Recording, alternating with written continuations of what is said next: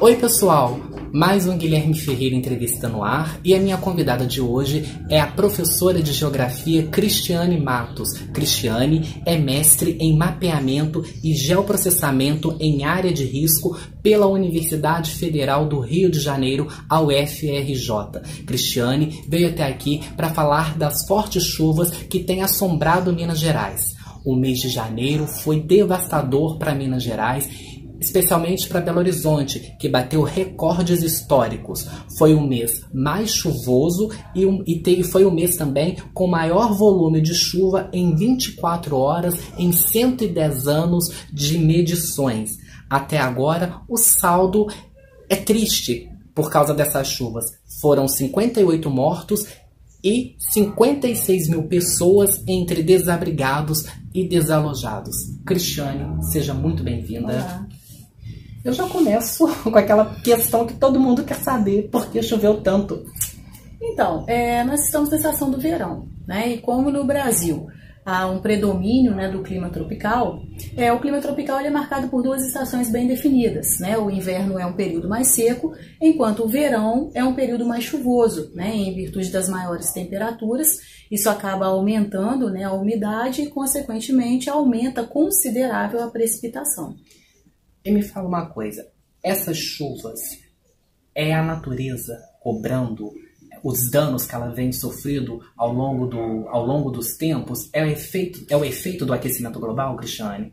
Então, como eu disse, né, naturalmente nós temos um clima que a estação de verão ela é já de fato um período mais chuvoso. Mas, sem sombra de dúvida, nos últimos anos, né, vem se registrando temperaturas acima da média normal, né? Até alguns registram que isso seja já os efeitos do aquecimento global. Então, seguindo essa linha, podemos dizer que isso tem contribuído para um aumento ainda maior desse índice pluviométrico durante essa estação. Aí nós vamos lá para Belo Horizonte. Belo Horizonte é uma cidade que tem a topografia acidentada. Assim como Teresópolis, para quem não se lembra, né, Teresópolis sofreu muito com as chuvas em 2011. Essa topografia acidentada de Belo Horizonte, ela ajudou nessas tragédias que nós acompanhamos pela imprensa?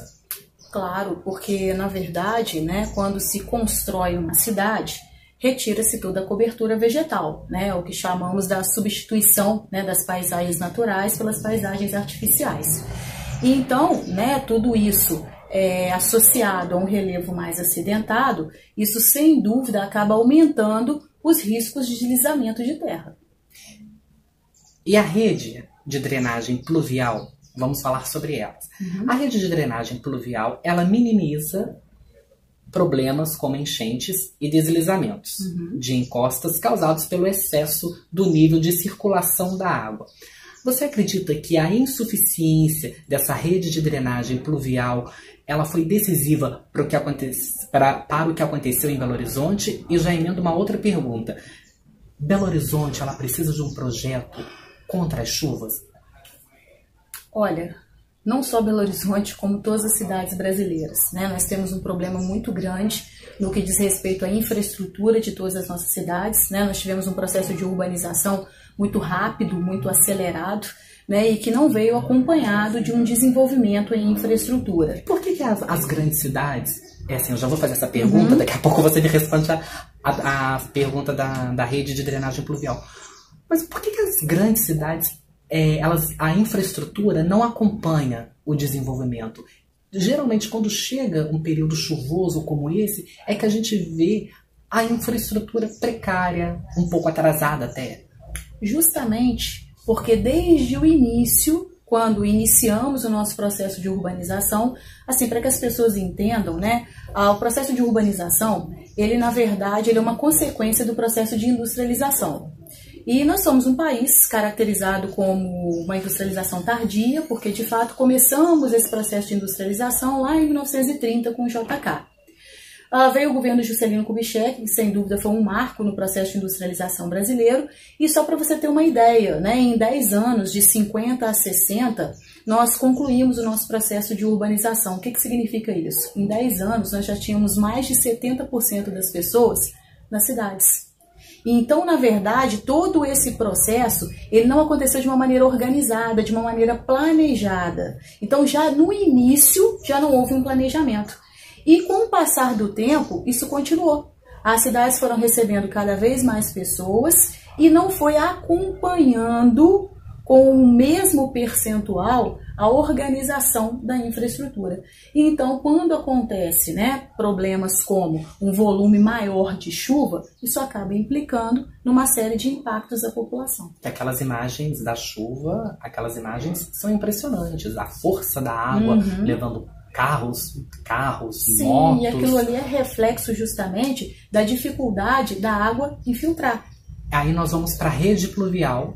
A rede de drenagem pluvial, a pergunta que eu te fiz, você acha que a insuficiência dela, de repente eu posso colocar assim, ela foi decisiva para o que aconteceu lá em Belo Horizonte? Sim, com certeza. E a gente ainda pode colocar mais uma coisa aí. Por favor, além da insuficiência, nós temos o problema do lixo. Exatamente, o descarte do de lixo maneira indevida. Irregular. A gente sabe que tem campanha, entra ano, sai ano, a campanha na televisão, na internet, nas estações de rádio. E quando você se depara com um período chuvoso, você vê sofá boiando, você vê garrafa PET, você vê garrafa de vidro, dentre outras coisas. As pessoas têm essa consciência, mas elas têm a consciência e elas fazem ao contrário. Então, você como professora de geografia, como estudiosa, como que você vê esse descarte irregular? O que a gente pode fazer? Que me diga uma campanha de política pública, para que as pessoas se conscientizem ainda mais que descartar lixo de forma irregular traz esses transtornos que nós temos acompanhados pela imprensa quando a chuva ela vem. Olha, eu acho que esse momento, inclusive, é um momento, infelizmente é um momento triste, crítico, mas acho que é um momento fundamental para que a gente volte a trabalhar ainda mais a conscientização da população. Fica muito claro, eu concordo com os pontos que nós fomos colocando aqui, da questão da insuficiência de uma infraestrutura nas nossas cidades, mas sem dúvida alguma a questão do descarte inadequado do lixo é hoje um dos maiores problemas e que agravam ainda mais essa questão. Quando se descarta o lixo de maneira indevida, eles entopem as bocas de lobo, eles vão direto para os rios. E aí, quando acontece esse aumento no volume de chuvas, o que é inclusive comum, característico na estação do verão, aí realmente as pessoas, aquelas mesmas que descartaram o seu lixo, os terão de volta, Então, acho que é importante. Agora, é importante a conscientização, é importante as campanhas, Principalmente, a gente tem muitas campanhas de reciclagem, que hoje eu acho, inclusive, fundamental, porque as pessoas, elas consomem muito, Então, em virtude desse consumismo exagerado, fica cada vez mais difícil descartar de maneira adequada o lixo. Então, a reciclagem ela é uma saída. Mas o que eu vejo hoje... E falta essa coleta? É isso aí. A questão é que não basta só fazer campanhas, não basta só conscientizar a população. É claro que nós temos que continuar fazendo esse trabalho, porque fica claro ainda que falta muito. Mas falta também, aí voltamos na questão da infraestrutura, a implantação por parte de políticas públicas para fazer com que essa conscientização, que essas campanhas sejam de fato efetivadas. Então, vamos trazer para Juiz de Fora. Falamos de Belo Horizonte, porque Belo Horizonte foi a cidade de Minas Gerais mais afetada com as chuvas de janeiro. Duas perguntas. Como você vê Juiz de Fora em relação às chuvas? Se a nossa cidade está preparada para receber um volume tão alto de chuvas? E por que a coleta reciclável é tão ineficaz aqui na cidade? Estão trazendo para Juiz de Fora, mais perto de nós. É uma outra cidade que também não está preparada, tá? Assim como todas as cidades brasileiras, é ineficiente, falta estrutura. E a questão, como eu dei o exemplo da reciclagem, há muitas campanhas em Juiz de Fora, mas pouca efetividade. Vou dar um exemplo. Quantos caminhões nós temos de coleta seletiva em Juiz de Fora para mais de 600 mil habitantes? Imagina você faz um grande projeto de conscientização, fazendo com que as pessoas separem o seu lixo, né, que começa por aí. Mas de que adianta as pessoas separarem o seu lixo se não vai passar o caminhão adequado para recolher aquilo? Você falou em efetividade. Por que falta essa efetividade aqui em Juiz de Fora? Uma cidade com mais de 600 mil habitantes.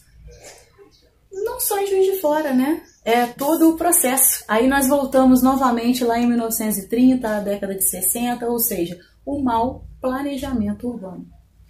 Mas você vê alguma mudança em relação a isso para coleta reciclável? Ou, na sua opinião, vai continuar do mesmo jeito que está? Acho que até o presente momento, sim. Acho que a partir do momento que as pessoas de fato...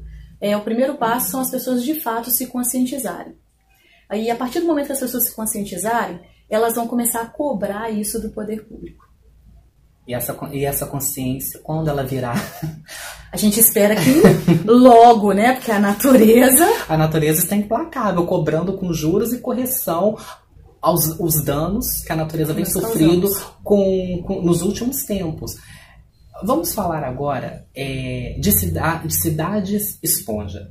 O prefeito de Belo Horizonte, Alexandre Calil, ele deu uma entrevista para o canal Livre da Rede Bandeirantes de televisão no último domingo, e ele falou que pretende fazer de Belo Horizonte uma cidade esponja nos próximos anos.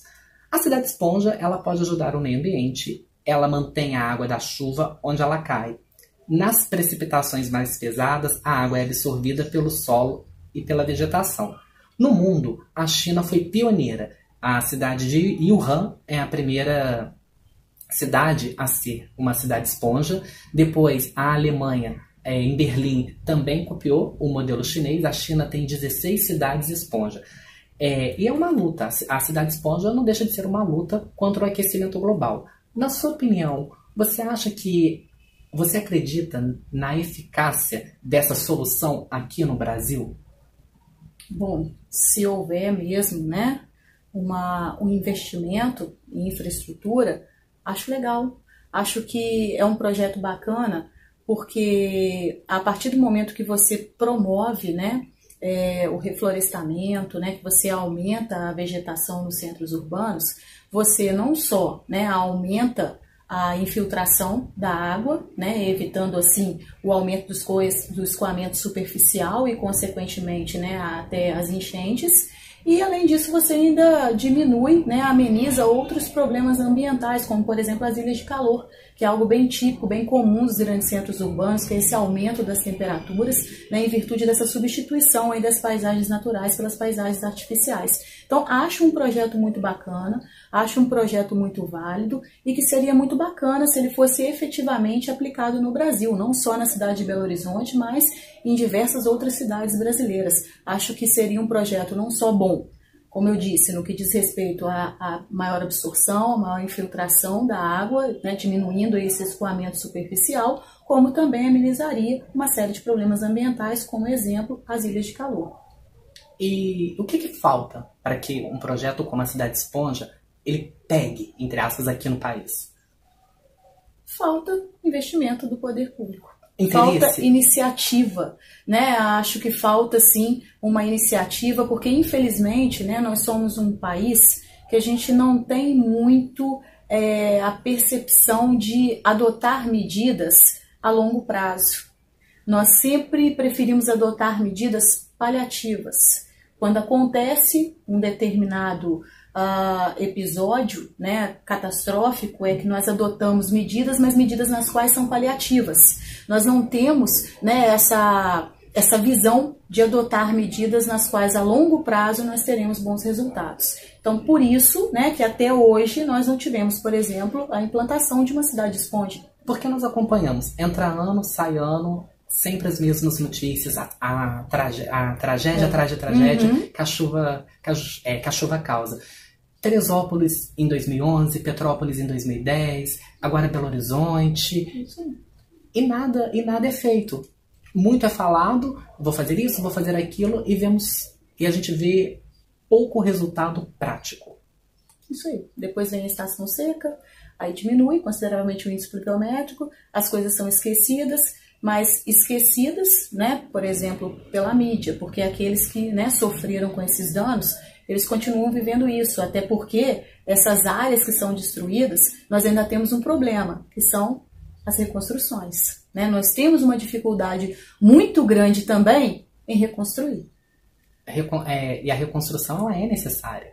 Mas nós temos muita dificuldade, eu não preciso nem te citar quantos exemplos são, né? Teresópolis mesmo, até hoje ainda sofre com uma série de problemas, e para citar aqui, né, até os casos aí do rompimento das barragens que nós acompanhamos. Então, a questão... Não, em Mariana, até hoje... Mariana foi antes de Brumadinho, então, 2015. até hoje, 2015. Então, assim, a gente ainda tem essa dificuldade. Faltam projetos, ineficiência, né, realmente, para que não ocorram esse tipo de problema. E quando ele ocorre, ainda temos dificuldade em reconstruir. Cristiane, eu quero muito agradecer a sua presença aqui no meu canal, a sua disponibilidade, agradecer os seus esclarecimentos tão pontuais em relação à chuva, à infraestrutura. Mas antes de encerrar, eu vou fazer o ping-pong. É o bate-rebate. Vamos ver o que vier à sua cabeça. Você me fala. Chuva. Estragos. Lixo. Falta de conscientização. Natureza. Tudo. Aquecimento global. Uma interrogação. Infraestrutura. Falta muito. Muitíssimo obrigado, Cristiane. Eu que agradeço. Quer deixar contato? Dá uma olhadinha, né? Eu tenho o Instagram, Matos com 2 T's, Matos2750. E o e-mail. Pode falar. É crisfan.fjf@gmail.com. Cristiane, muito obrigado.